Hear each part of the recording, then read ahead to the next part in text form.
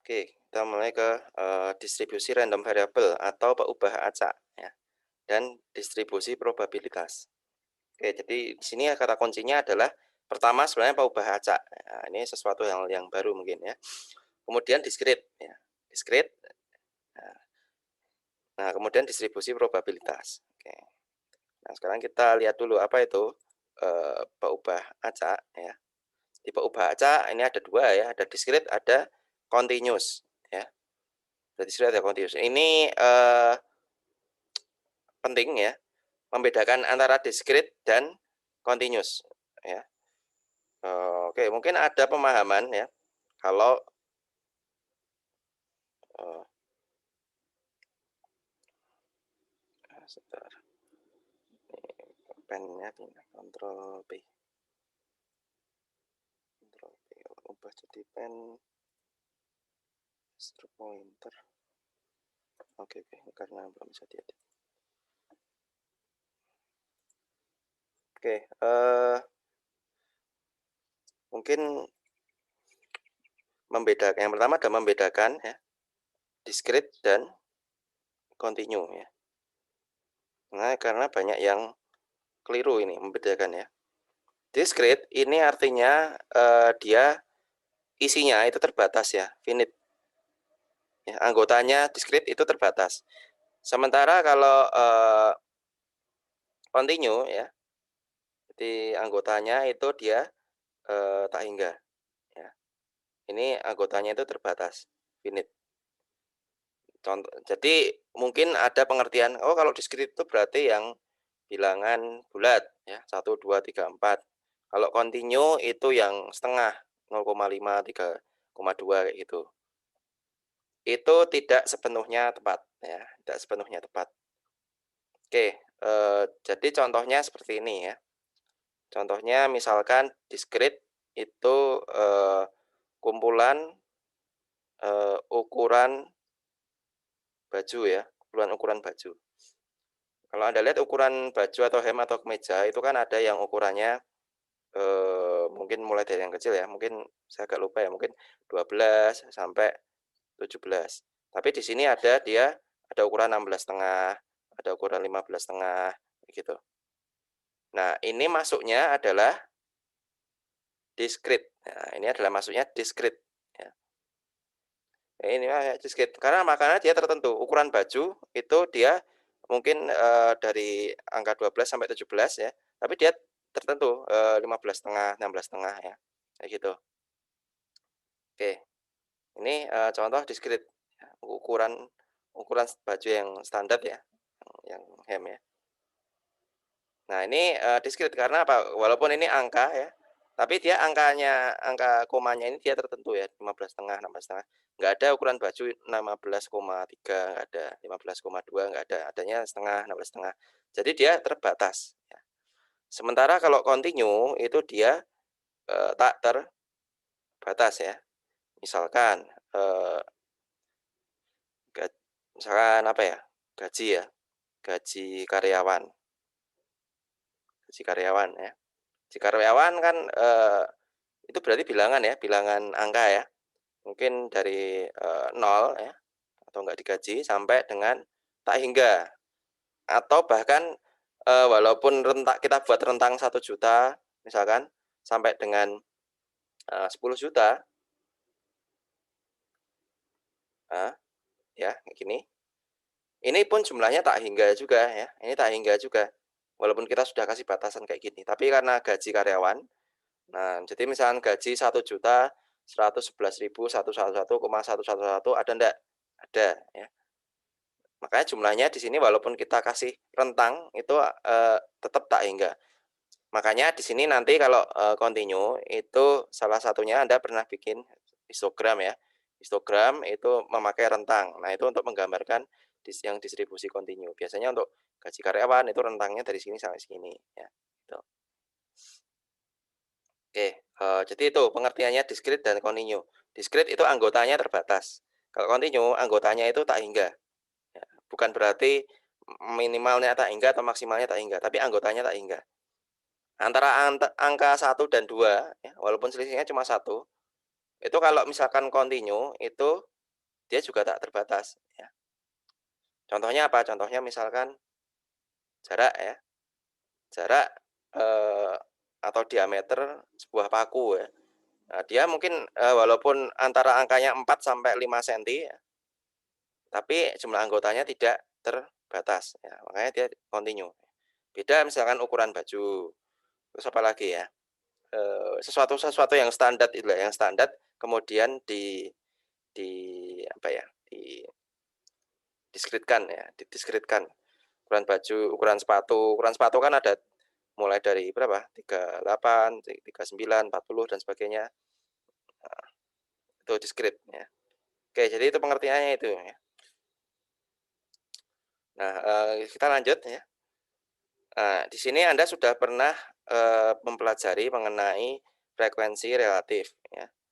Jadi, misalkan Anda melakukan pengukuran ya, misalkan di sini ini disurvei ya, berapa orang yang memiliki kendaraan, jumlahnya satu, nggak punya, jumlahnya satu, 2 dan sebagainya. Kemudian frekuensinya berapa. Nah ini, relatif frekuensinya ini didapatkan dari, sini ya, jadi 30/200, 470/200. Sehingga nanti jumlahnya adalah satu ya, totalnya ini. Oke, ini jadi ini adalah, eee, frekuensi relatif ya, frekuensi relatif. Nah, kalau dengan teori probabilitas klasik, di mana sebuah pengukuran ya, sebuah pengukuran frekuensi ya, yang dilakukan berulang kali, itu akan mendekati dengan probabilitas yang sesungguhnya. Nah, di sini nanti juga, akan dimanfaatkan juga sifat tersebut ya. Nah, oke balik lagi, ini bisa kita ini bisa kita, sebut jumlah kendaraan ini adalah paubah acaknya ya. Ini paubah acak, ini adalah apa ya, P-nya atau peluangnya, probabilitasnya. Oke, jadi paubah acak itu bisa Anda bayangkan adalah variabel ya, adalah variabel.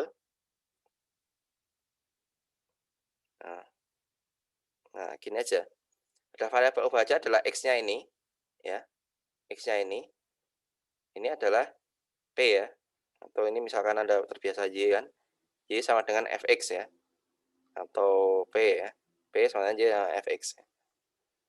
Ini Y, ini X-nya ya, P.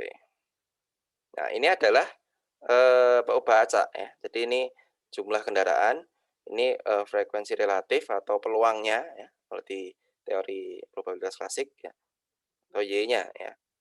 Nah ini, jadi paubah acaknya ini dia, jadi nilai Y ini tergantung dengan jumlah X. Nah gitu.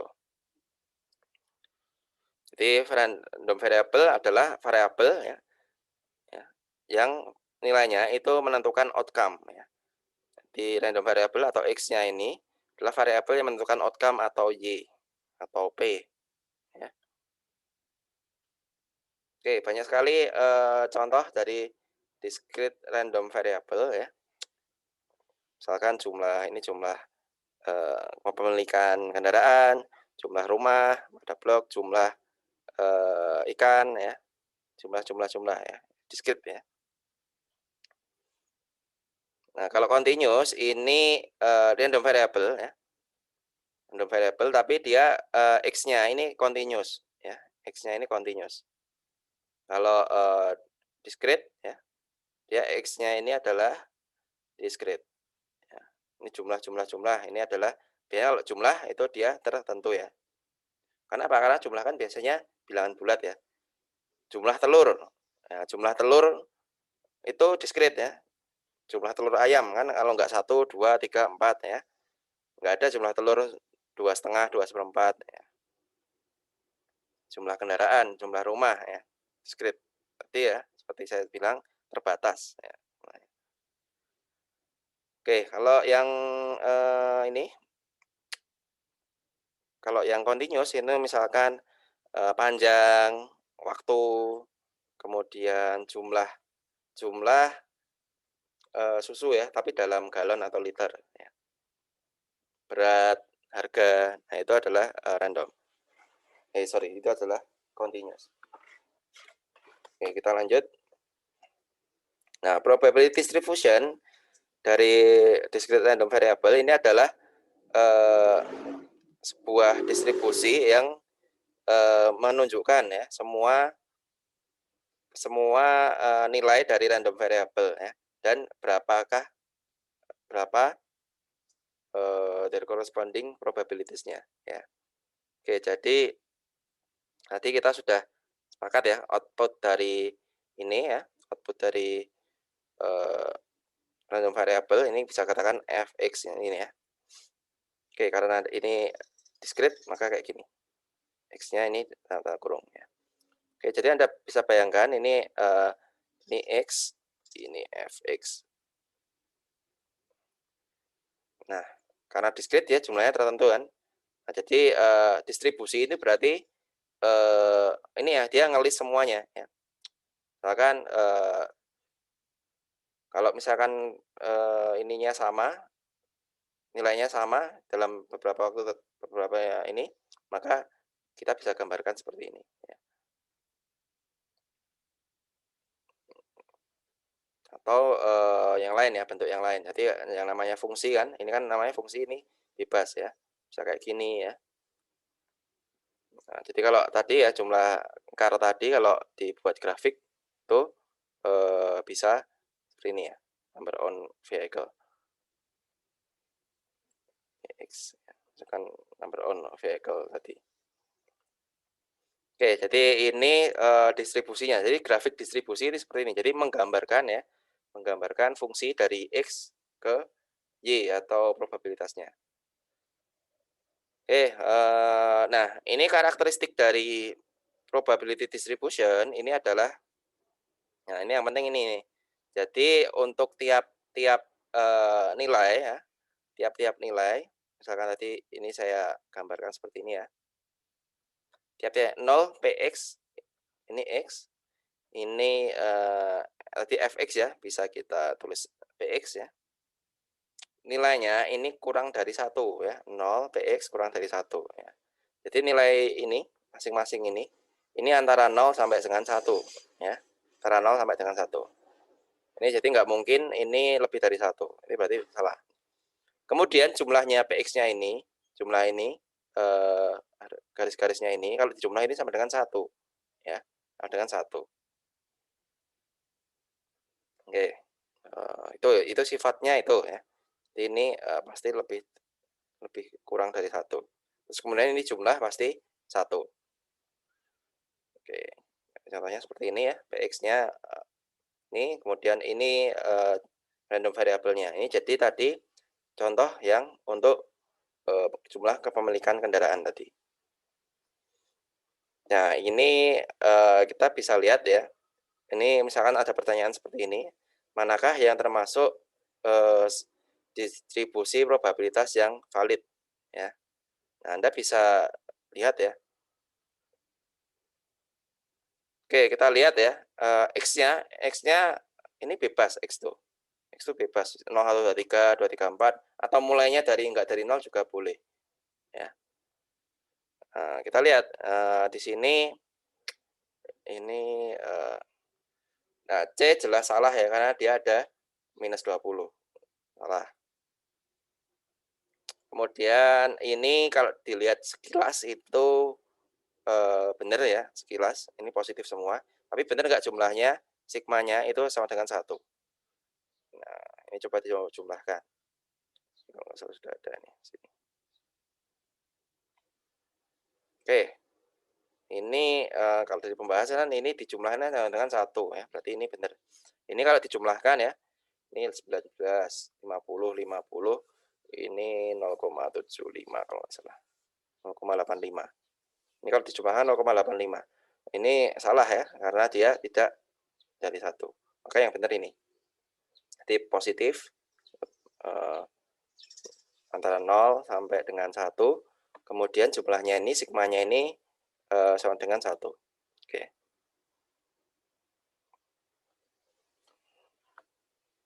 Oke, ini contoh-contoh yang lain ya.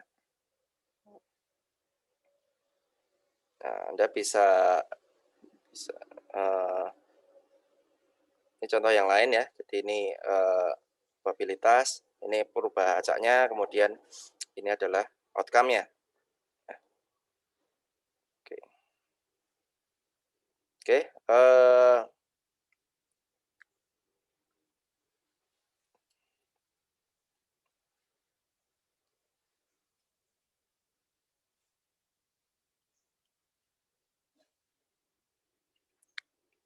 contoh yang lain, ini juga apa ya?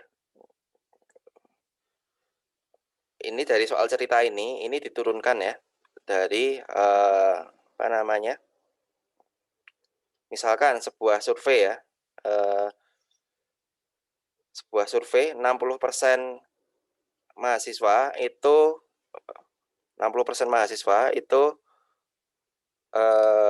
kesulitan matematika ya, kesulitan matematika. Kemudian misalkan diambil ya, misal diambil 2 orang mahasiswa. Diambil 2 orang mahasiswa. Nah, tentukan probabilitas misalkan X ini adalah dari dua orang yang diambil adalah jumlah ya, jumlah MHS yang kesulitan matematika. Kesulitan matematika ya. Jadi X ini misalnya diambil 2 orang, X itu jumlah orang yang kesulitan matematika. Berarti X ini ada kemungkinannya 0, 1, 2 ya. X ini jadi kalau dari 2 orang itu 0 nggak ada yang kesulitan, 1 ada yang kesulitan, 2 yang kesulitan semua. Nah, ini tentukan distribusinya. Nah, tentukan distribusi probabilitasnya seperti apa. Ini kita bisa apa namanya? Kita bisa ambil ya. Ya, kita bisa buat semacam tree diagramnya ya, tree diagramnya. Jadi misalkan ambil pertama ya, misalkan N ini does not suffer ya. M suffer. Kemudian ini probabilitasnya berapa? Ini juga N M. Nah, dari sini ini nanti kita akan dapatkan PX0-nya. Kalau diambil ini dia tidak ada yang kesulitan berapa. Ini yang kesulitan 1 berapa ya. Kemudian yang ini yang kesulitan semua berapa ya. Nih didapatkan ini. Nah, sehingga kalau gini dijumlahkan ini sama dengan 1 ya. Sama dengan 1.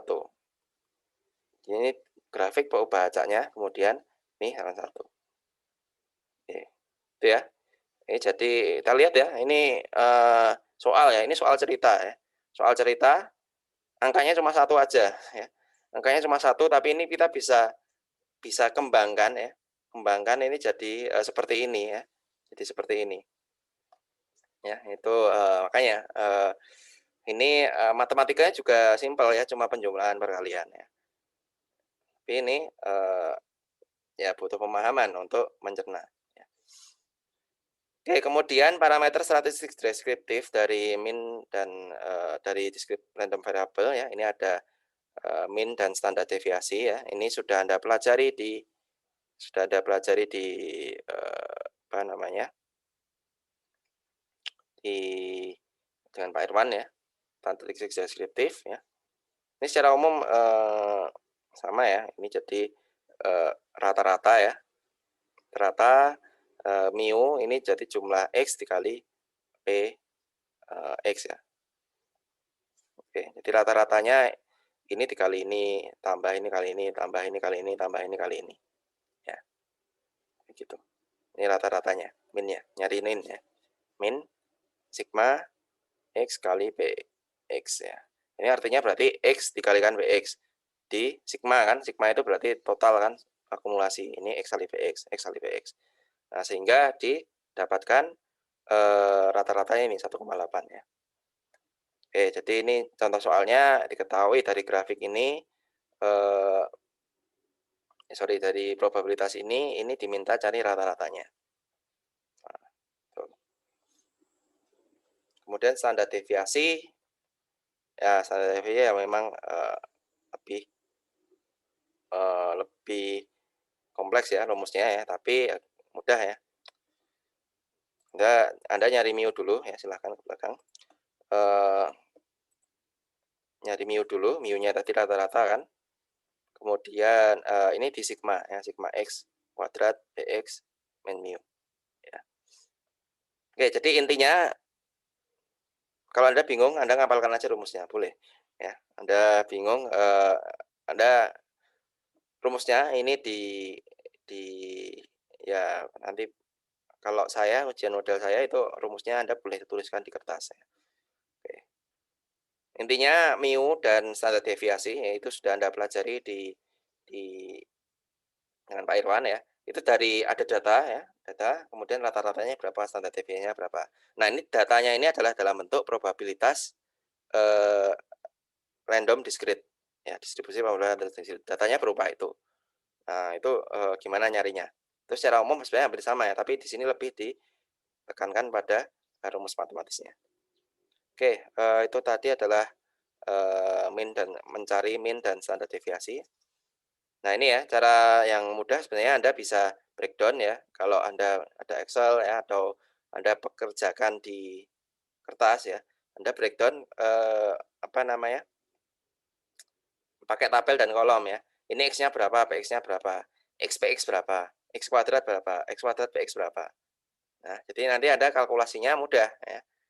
Kalkulasinya mudah. Berarti kan ini kan sigma kan, ada sigma X kuadrat. Nah, ini kan X kuadrat dapat mu-nya kan konstan ya. Dapat. Oke. Oke, itu mengenai probabilitas random discrete ya, secara general. Kemudian macam-macam probabilitas discrete ya, probabilitas. Ini ada banyak sebenarnya. Nah, kita kenalkan ada 3 saja. Ya. Yang pertama adalah distribusi binomial. Ya. Distribusi binomial. Oke, jadi apa namanya sebelumnya kalau tadi kita sudah pelajari mengenai distribusi ya. Jadi bentuknya itu macam-macam distribusi. Ada yang ya kayak gini, ada yang konstan kayak gini, ya. Ada yang linier, sebagainya. Ada yang ya pokoknya inilah apa namanya ada banyak ya. Yang kayak gini, ada yang gini, ada yang konstan ya. Oke, atau uniform ya bentuknya. Oke, jadi bebas sebenarnya bentuknya seperti apa itu bebas. Nah, tapi ada beberapa jenis. Nah, kita spesifik beberapa jenis. Jadi beberapa persoalan itu kita bisa modelkan ke dalam bentuk distribusi probabilitas discrete yang tertentu. Contohnya eksperimen binomial. Eksperimen binomial. Oke, eksperimen binomial.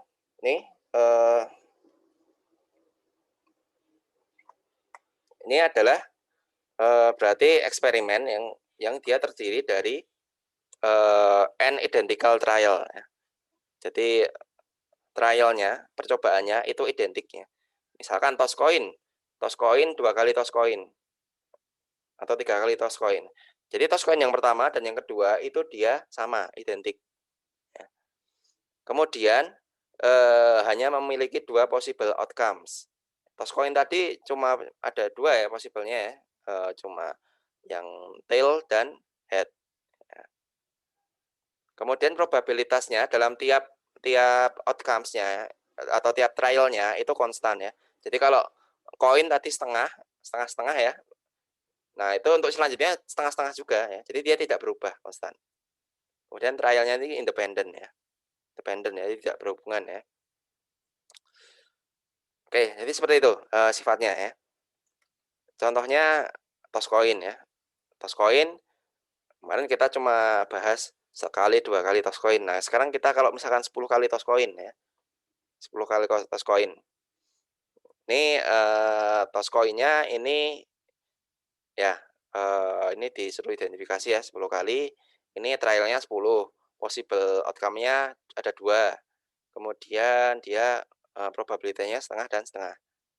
Dan independen. Ini berarti termasuk eksperimen binomial. Oke.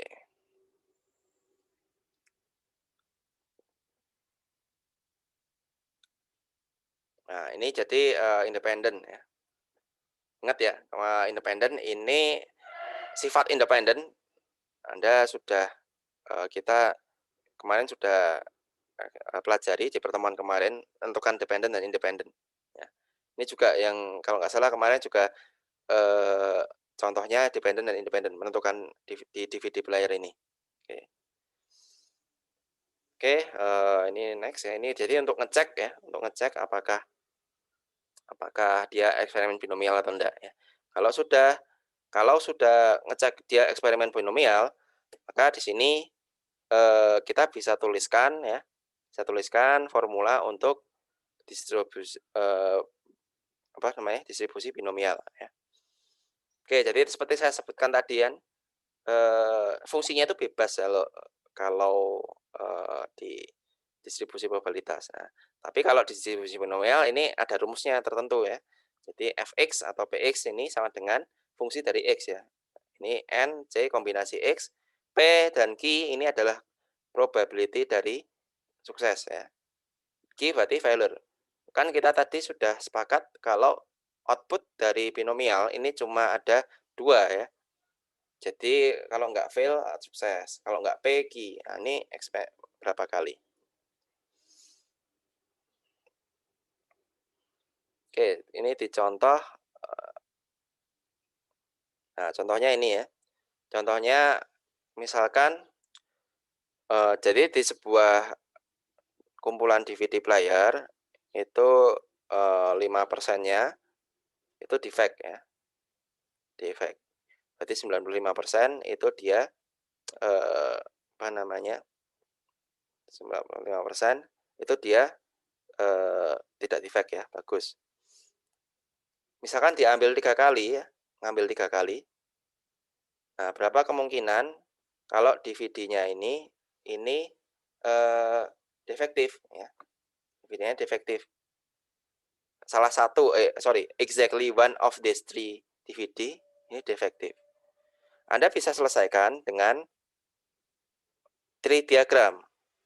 Tree diagram Anda bisa selesaikan. Jadi, pengambilan yang pertama, pengambilan yang kedua, pengambilan yang ketiga. Nah, Anda bisa selesaikan, oh ini berarti, ini nih, yang kemungkinan ini, kemudian dijumlah. Ya, oke itu bisa, tapi,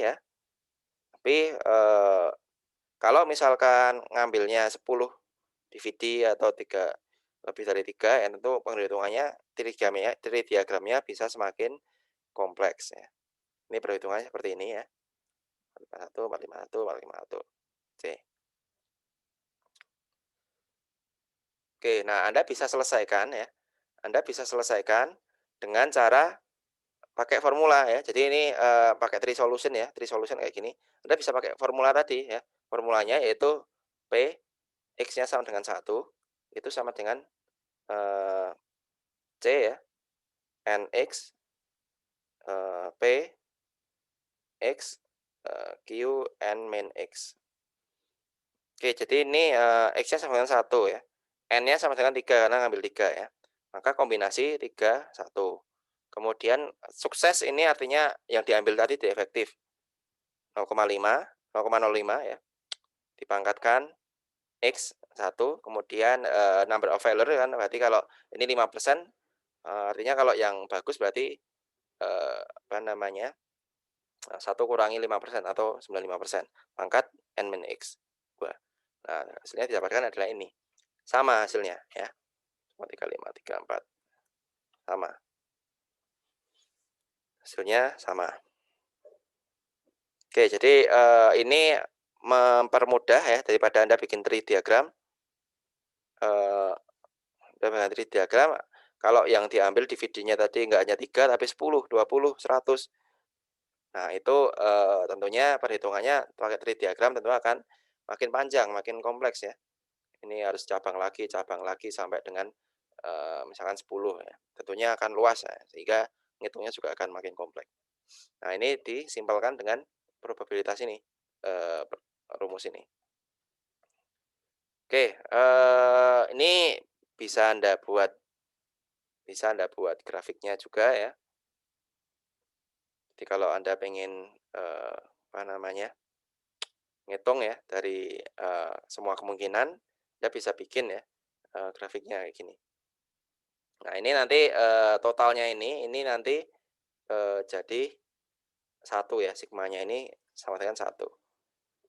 Berarti ya, mana ya tadi ya? Ya. Ya, ini grafik dari binomial ya contohnya tadi. Oke,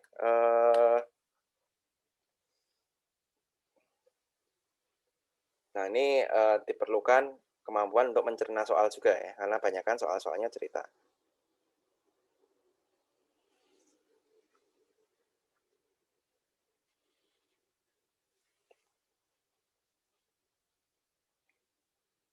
Oke, jadi, misalkan tadi, cari kemungkinan kemungkinan, DVD tadi ya, misalkan tadi ya, P, X sama dengan 2 atau 3 tadi ya. Nah, ini kalau misalkan ada ya, ada, pertanyaannya P at most 2 ya. Jadi, bahasanya mungkin peluang misalkan DVD yang defect paling banyak 2 ya, paling banyak 2.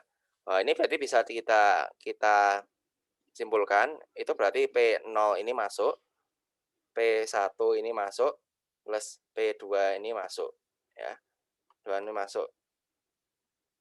Jadi kita hitung masing-masing ini berapa ya.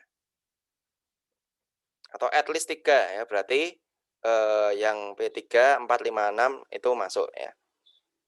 Misalkan ini anggotanya 0 sampai 6.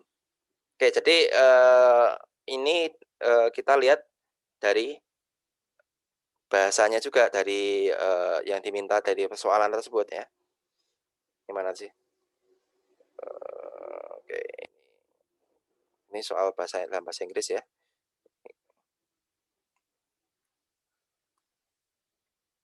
Oke, kalau kita kasih contoh yang tadi ya.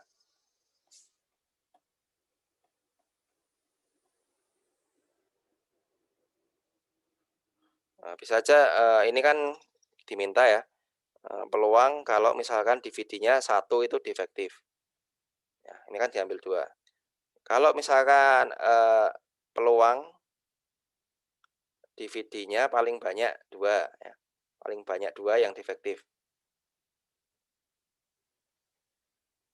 Nah, kita berarti, membahasakannya berarti P, tadi ya at most 2, berarti P, X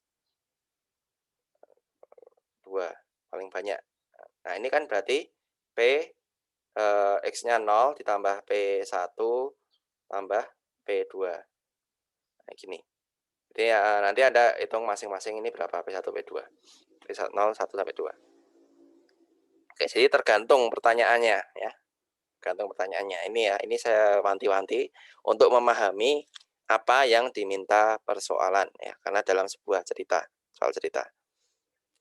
Ya kita lihat ya contoh soalnya di sini cerita semua ya. Matematisnya gampang ya, kombinasi, faktorial, perkalian, penjumlahan ya.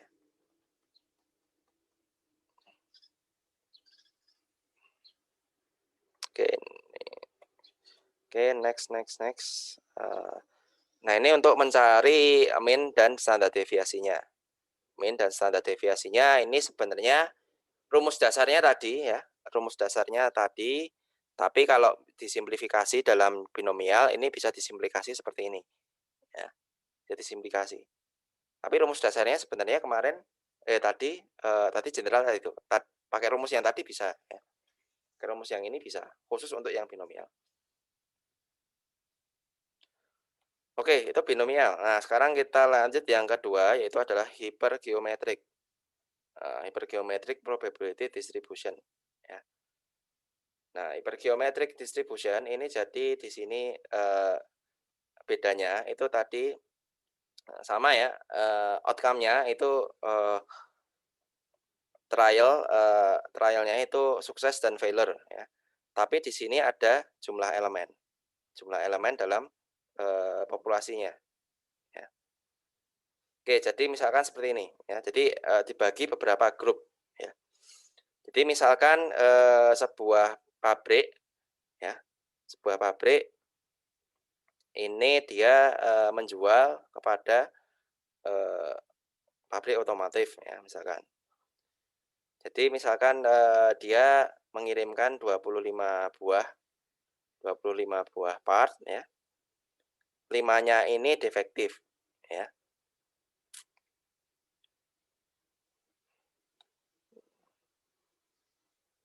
Jadi di sini, misalkan dari 25 buah, ini 5-nya ini defektif. Kemudian, di sini by the time manager contact the dealer, ternyata 4, apa namanya,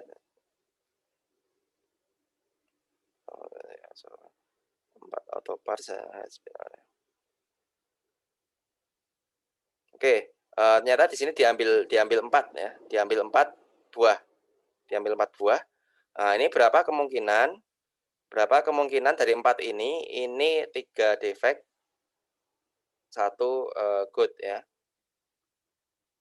Oke, ini kita ini jumlah kemungkinannya cuma ada 2, jadi ada, failure, sukses ya, Peggy. Tapi kalau diambil 4, ini kita pengen tahu ya, kita pengen tahu, eee, kalau misalkan 3-nya ini dia defect, 1-nya ini bagus, kemungkinannya itu berapa? Ya, kemungkinannya itu berapa? Nah ini ya, jadi kita bisa selesaikan pakai, eee, geometrik, hipergeometrik ya. Ini sebenarnya bisa Anda, apa namanya, eee, Anda tuliskan ya rumusnya ya. Jadi ini, nah ini, sebenarnya Anda tinggal, eee, cara gampangnya ini CNN, ini berarti totalnya ya. Ini kalau R ini ditambah dengan N min R ini kan jadinya N. X ini ditambah dengan N min X ini jadinya N ya. Jadi ini kombinasinya berapa ya, kombinasinya berapa.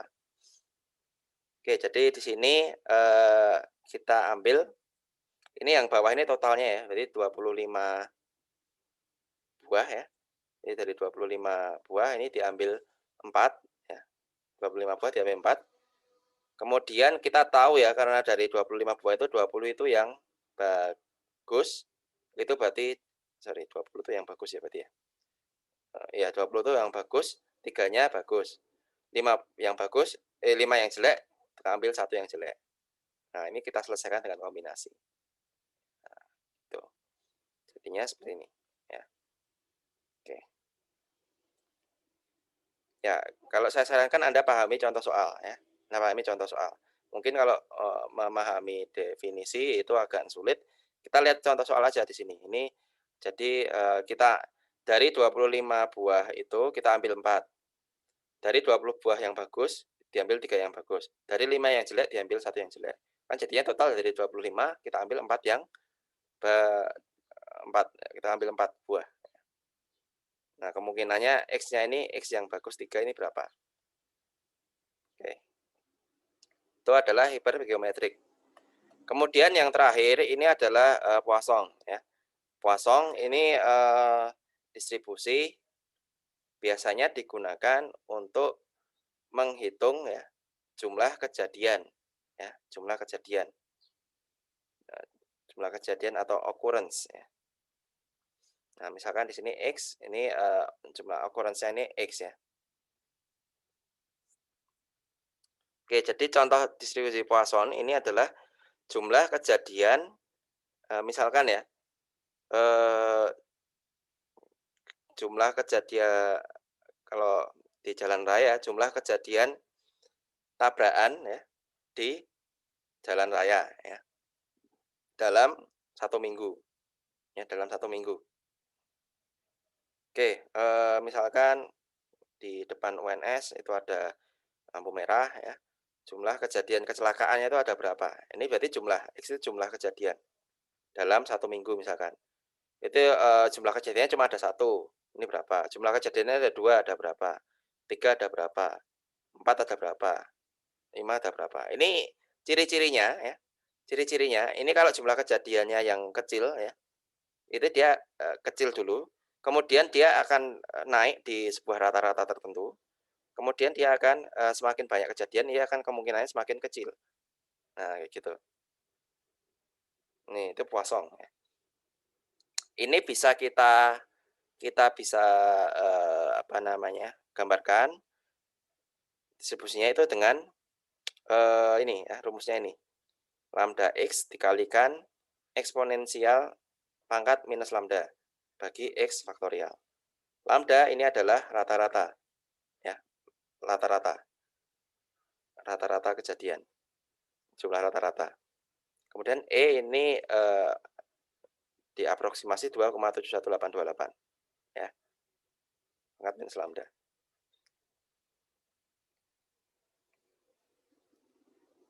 Oke, ini misalkan rata-rata ibu rumah tangga menerima 9,5 telemarketing phone call per week, ya. Nah, kemudian menggunakan Poisson distribution, berapa kemungkinan dia menerima 6 telepon marketing dalam 1 minggu, ya. Nah, Anda tadi bisa masukkan rumus ini ya. Jadi rata-ratanya 9,5 ya, 9,5. X-nya itu tadi kan 6 ya. X-nya 6 berarti 9,5 pangkat 6 minus dikalikan E pangkat minus 6 dibagi 6 faktorial. Nah, ini didapatkan rata-ratanya berapa? Jangan 0,0764.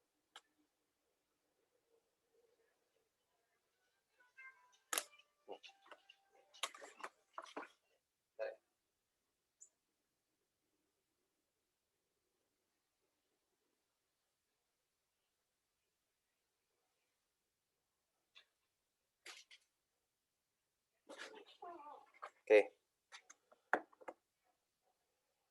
Cara yang lain menggunakan Poisson, tabel Poisson. Oke. Oke, menurut saya ini sudah cukup ya. Ini mean, standar, deviasi, dan variance ya. Ini variance dari Poisson probability. Oke, mungkin itu dulu ya. Ada pertanyaan?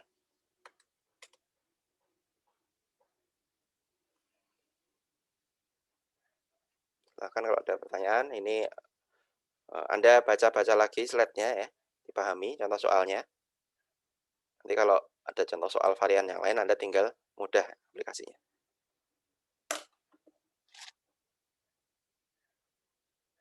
Oke, kalau enggak ada, makasih. Ya, saya tutup kuliahnya. Assalamualaikum warahmatullahi wabarakatuh. Waalaikumsalam warahmatullahi wabarakatuh. Terima kasih, Pak. Terima kasih, Pak.